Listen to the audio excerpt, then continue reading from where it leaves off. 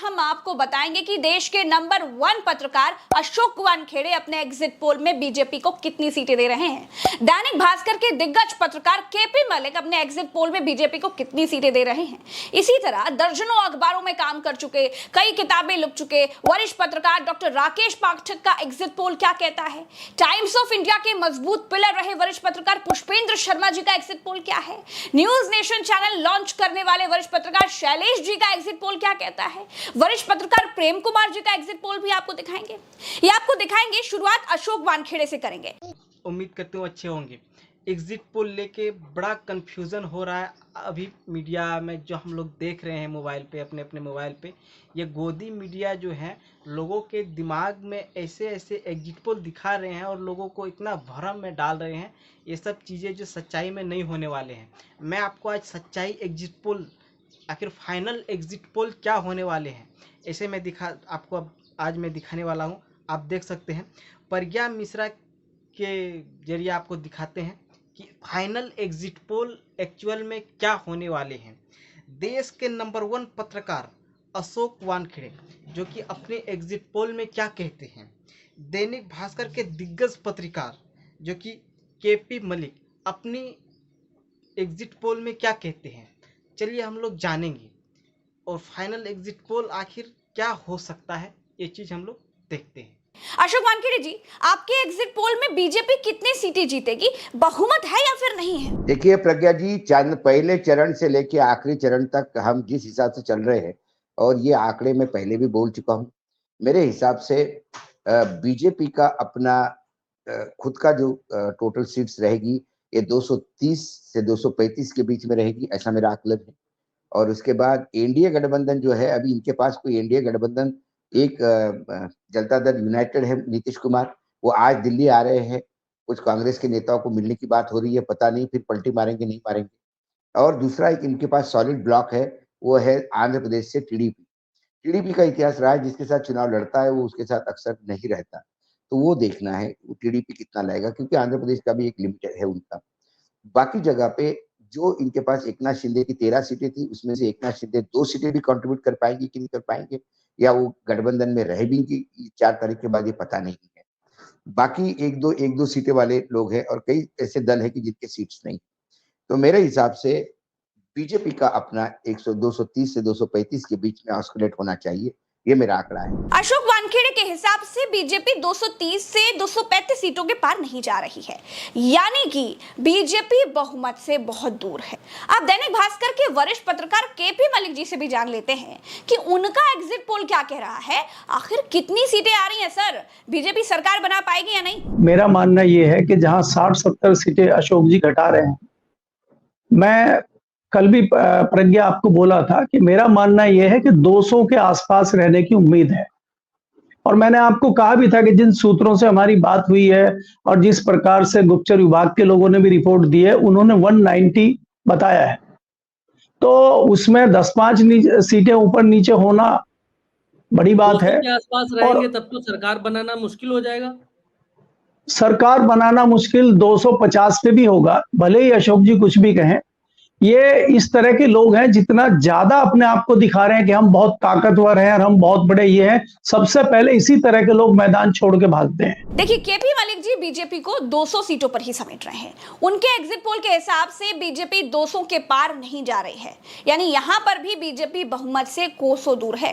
TV डिबेटों में बैठने वाले वरिष्ठ पत्रकार प्रेम कुमार जी से भी पूछ लेते हैं कि प्रेम कुमार जी, आपका एग्जिट पोल क्या कहता है भाई, बीजेपी को कितनी सीटें? देखिए, आंकड़े तो हम दे चुके हैं कई बार, और वो लगभग वही बात है कि 204 का आंकड़ा हम एनडीए के लिए देते हैं और 307 का इंडिया के लिए। मगर इस आंकड़े के अपने आधार भी हैं, और वो आधार लगभग जो अशोक जी कह रहे थे वही है। लेकिन हम थोड़ा, जैसे महाराष्ट्र में वो बहुत उदार भाव से देख रहे हैं, हमने उदारता नहीं बरती है। हमने पूरे जो एक्सपेक्टेशन है उसको रखा है कि नहीं 30 सीट आएगी इंडिया को तो आएगी, इस तरीके से रखा है, तभी ये 300 फिगर पहुंचता है। अगर उतनी उदारता रखेंगे तो फिर नीचे जाएगी। तो ये है, अब है कि हमारे उदारता बरतने या निर्मम होने से तो कोई परिणाम बदलने वाले नहीं है, जो होना है वही होना है। तो जनता जो है एक रूट तय कर लेती है करना क्या है, और हम जिसको जनादेश बोलते हैं, और जनादेश सत्ता को उखाड़ने का है, ऐसा साफ साफ महसूस हो रहा है। दोस्तों, प्रेम कुमार जी के एग्जिट पोल के हिसाब से तो इंडिया की सरकार बन रही है। इंडिया को 300 के पार प्रेम कुमार जी देख रहे हैं। अब बारी डॉक्टर राकेश पाठक जी की। डॉक्टर राकेश पाठक जी दर्जनों अखबारों में काम कर चुके हैं, कई किताबें भी लिख चुके हैं। सिंधिया पर लिखी जिस किताब पर सबसे ज्यादा विवाद हुआ था वो इन्हीं की थी। डॉक्टर राकेश पाठक जी, आपका एग्जिट पोल क्या कहता है जी? कितनी सीटें आप बीजेपी को दे रहे हैं? वानखेड़े जी, प्रेम जी और मलिक साहब के आंकड़ों का एक बीच में औसत निकाल लें तो 210-220 पर अपन इस सौदे को तय कर लेते हैं। जैसे बाजार में जाते हैं ना, दुकानदार से कहते हैं ना आपकी ना हमारी, इतना भाव लगा लो, तो ये बीच का भाव हम लोग लगा लेते हैं 220 के आसपास, 210-220। देखिए, राकेश पाठक जी का एग्जिट पोल भी बीजेपी को बहुमत नहीं दे रहा है। राकेश जी के बाद अब हिंदुस्तान टाइम्स के मजबूत पिलर रहे पुष्पेंद्र शर्मा जी का एग्जिट पोल भी जान लेते हैं। पुष्पेंद्र जी, बीजेपी बहुमत में है या नहीं? मैं सीटों का आंकड़ा वो नहीं देख पा रहा जो भाई प्रेम जी देख रहे हैं या केपी मलिक साहब देख रहे हैं। मैं थोड़ा सा भाऊ साहब से थोड़ा सा आगे हूँ, लेकिन बात वही है। उसमें एक बात इंपॉर्टेंट आएगी भरत जी, जो बात अभी प्रेम ने कही थी और शायद केपी मलिक साहब ने भी कही थी कि उनके साथ कोई जुड़ना नहीं चाहेगा, और अगर पोस्टपोल अलायंस होगा और अगर बराबर आ जाते हैं दोनों अलायंसेस, तो मुझे लगता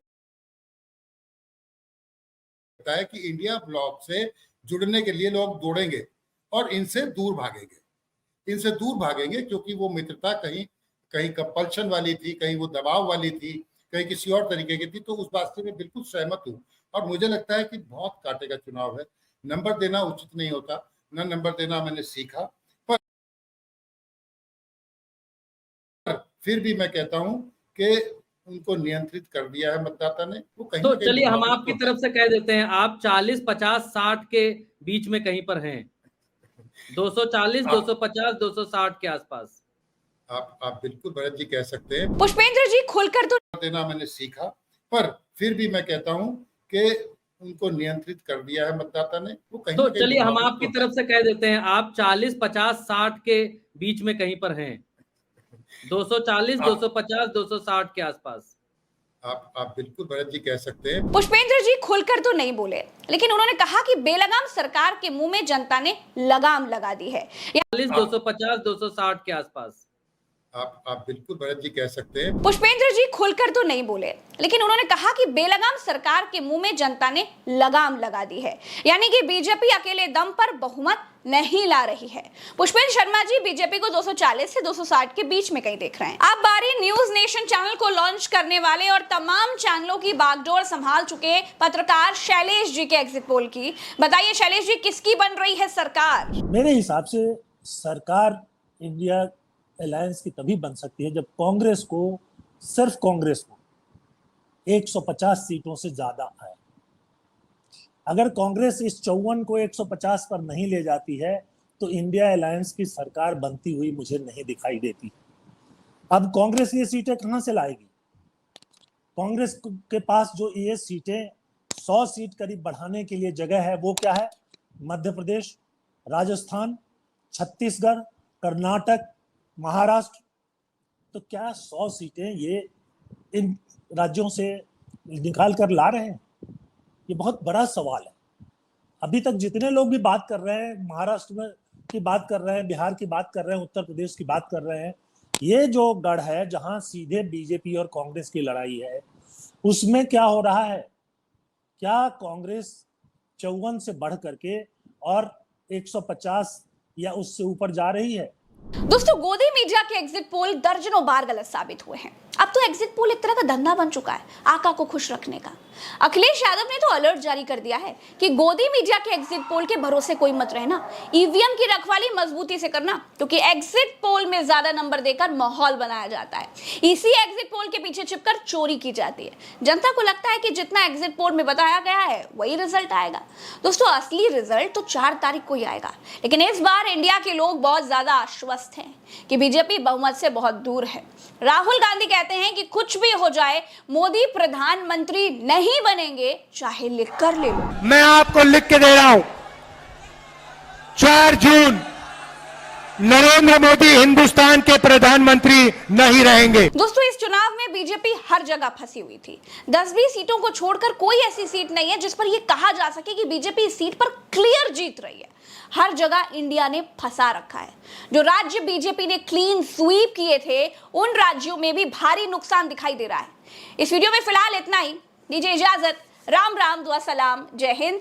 चैनल को सब्सक्राइब जरूर कीजिएगा, हमारा सामर्थ्य बढ़ाइएगा, आप ही हमारी हिम्मत है। नमस्कार, जय हिंद।